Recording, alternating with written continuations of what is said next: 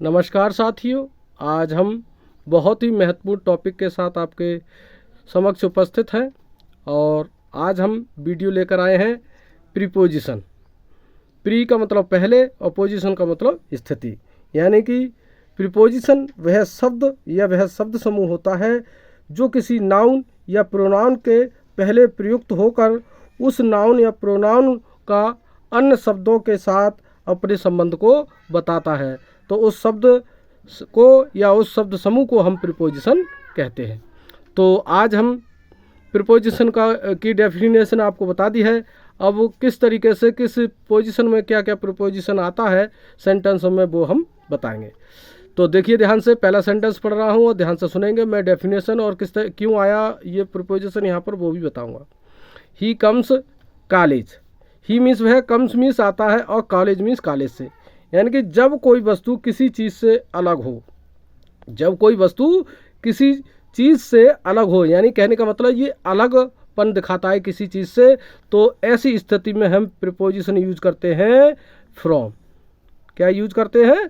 From. तो यहाँ पर आ जाएगा हमारा इस खाली जगह पर, और ये हमारा क्या है? नाउन है ये, और इससे पहले क्या आया हमारा? फ्रॉम। एक बार फिर से सेंटेंस को समझ लीजिए, क्योंकि मैं जो 10-5 सेंटेंस बताऊंगा आपको ये क्लियर कर दूंगा कि किस पोजीशन में क्या प्रीपोजिशन भरना चाहिए। तो ध्यान से फिर से सुने। ही कम्स और कॉलेज, कहने का मतलब ही मीन्स वह, कम्स मीन्स आता है, कॉलेज मीन्स कॉलेज से के लिए फ्रॉम, यानी कि जब कोई वस्तु से कोई चीज़ अलग हो, यानी कि ही कॉलेज से अलग हो रहा है तो इस पोजीशन में हम क्या लगाएंगे? फ्रॉम। अब ध्यान से सुन लेंगे, जब कभी भी कोई वस्तु किसी चीज़ से अलग हो, ऐसी पोजीशन में हम फ्रॉम शब्द का इस्तेमाल करते हैं। फिर आगे देखिए ध्यान से। द कैट जंप्ड और रैट। अब देखिए, द कैट मीन्स बिल्ली, जंप मीन्स कूदी, और रैट मीन्स चूहे। पर का सेंस आ रहा है, तो पर के लिए तो बहुत सारे प्रीपोजिशन हैं, लेकिन मैं राइट प्रीपोजिशन बताता हूँ कि किस तरीके से यहाँ पर क्या आएगा।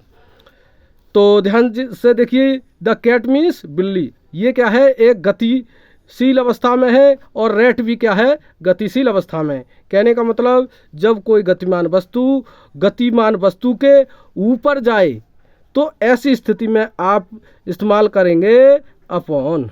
क्या प्रीपोजिशन लगाएंगे? अपॉन। यानी कहने का मतलब है जब कोई गतिमान वस्तु गति के साथ किसी वस्तु पर जाए तो इस्तेमाल करेंगे अपॉन का। आशा करता हूँ कि आपको जो मैं सेंटेंस समझा रहा हूँ और प्रीपोजिशन आ रहा है उसके बारे में आपके डाउट क्लियर हो जाएंगे। आगे देखिए।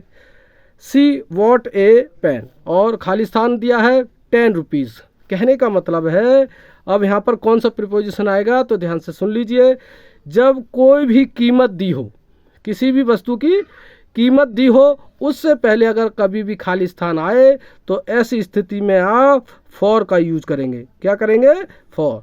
वैसे तो हमारा फॉर किसी भी समय, यानी कि हमारे जितने भी परफेक्ट कंटिन्यूस हैं, यानी कि चाहे प्रेजेंट परफेक्ट कंटिन्यूस है, पास्ट परफेक्ट कंटिन्यूस है, फ्यूचर परफेक्ट कंटिन्यूस है, तो समय शब्द से पहले हम इसका फॉर का यूज करते हैं, और वो भी अनिश्चित समय के लिए, और या फिर घंटे शब्द दिया हो तो उससे पहले हम फॉर का यूज और करते हैं। और यहाँ पर किसी भी वस्तु की कीमत से पहले फॉर का प्रयोग करते हैं।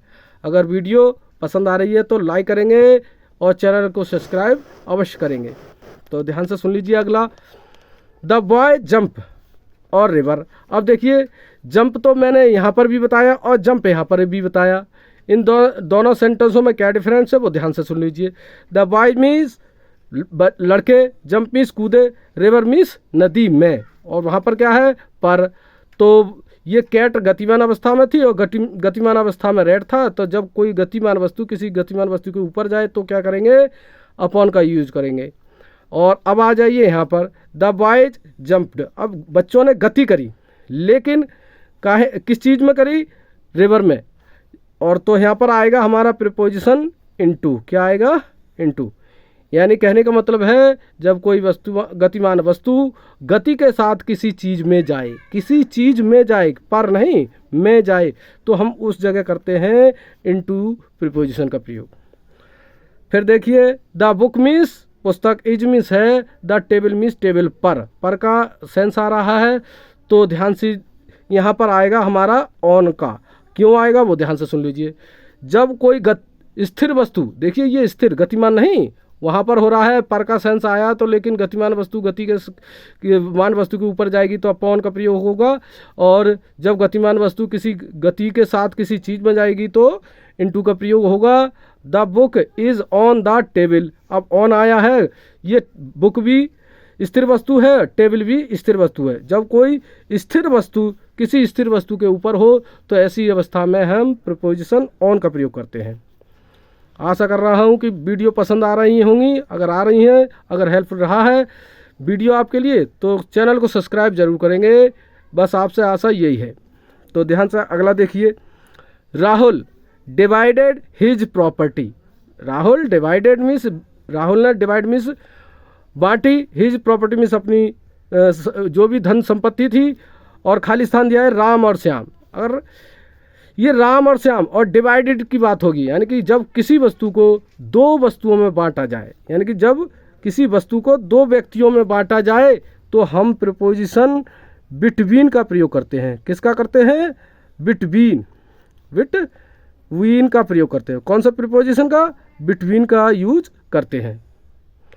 फिर देखें आगे, देखें सी लुक्स, वह देखती है, द ब्लैक बोर्ड का मतलब ब्लैक बोर्ड पर, यानी कि यहाँ पर हमारा प्रीपोजिशन यूज होगा एट। अब आप कहेंगे एट क्यों आया? ध्यान से सुन लीजिए, या तो एट किसी भी छोटे स्थान से पहले यूज होता है या किसी निश्चित स्थान के लिए। तो कहने का मतलब सी मीन्स वह लुक्स में देखती है, उसके देखने का निश्चित स्थान है ब्लैक बोर्ड, यानी कि किसी भी निश्चित स्थान से पहले हम क्या करेंगे, किसी के देखने का, बैठने का ऐसा कोई निश्चित स्थान है तो हम प्रीपोजिशन एट का प्रयोग करेंगे, या फिर किसी छोटे स्थान के लिए। आगे इसमें ऐसा मैंने दिया है सेंटेंस, देखें दे लिव, वे रहते हैं, खाली स्थान है, फिर रामपुर, फिर खाली स्थान है यूपी यानी कि उत्तर प्रदेश। अब देखिए यूपी और रामपुर, ये यूपी एक बड़ा मान लीजिए स्थान हो गया, रामपुर एक यूपी का ही एक ज़िला है तो ये छोटा हो गया। अगर आपको लग रहा है कि ये यूपी की अपेक्षा ये छोटा है तो हमने बताया था छोटे स्थान के लिए किसका यूज करेंगे? एट का। तो यहाँ पर करेंगे एट, और बड़े स्थान से पहले क्या करेंगे? इन। ठीक है, तो एट का यूज तो मैंने सिखा दिया, निश्चित स्थान से पहले या छोटे स्थान के लिए एट का प्रयोग करेंगे। अब इनको ध्यान से इन किसी भी बड़े स्थान से पहले, तारीख से पहले अगर आ रहा है तो इनका यूज करेंगे। आगे देखिए ध्यान से, the aeroplane flu, the aeroplane का मतलब एरोप्लेन फ्लू मीन्स उड़ा, द वॉल मीन्स दीवार के।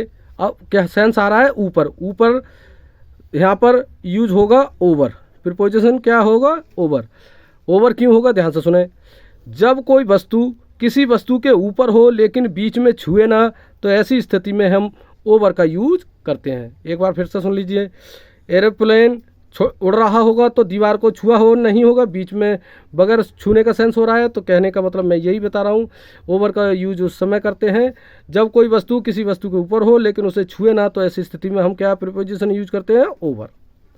आशा कर रहा हूँ कि वीडियो आपको पसंद आ रही होगी। पसंद आ रही है तो चैनल को सब्सक्राइब करें, वीडियो को लाइक करें, और जैसी भी वीडियो आप चाह रहे हैं उस तरीके का कमेंट बॉक्स में कमेंट करें। आगे देख लीजिए, सी वाज फंड का मतलब होता है शौकीन। तो कुछ शब्द ऐसे होते हैं जिनके तुरंत बाद आप एकदम से क्या लगा देंगे? ऑफ।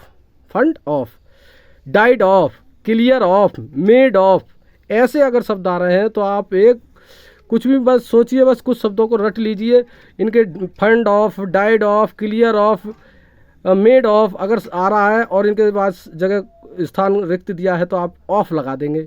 ठीक है, और इसका सेंस होता है का, तो आपको समझ में आ रहा होगा ऑफ का मतलब। अब आगे देखिए ध्यान से, the dog is sitting the table. अब देखो, द डॉग मीन्स कुत्ता, सिटिंग मीन्स बैठा हुआ है, टेबल मीन्स टेबल, और टेबल के ऊपर तो सेंस नहीं होगा, नीचे। तो नीचे के लिए आप प्रीपोजिशन करेंगे अंडर। जब कोई वस्तु किसी वस्तु के नीचे हो तो ऐसी स्थिति में प्रीपोजिशन अंडर का यूज करेंगे। आशा करता हूँ कि वीडियो पसंद आई होगी। अगर आई है तो लाइक करें, कमेंट करें, सब्सक्राइब करें। Thank you for watching my video.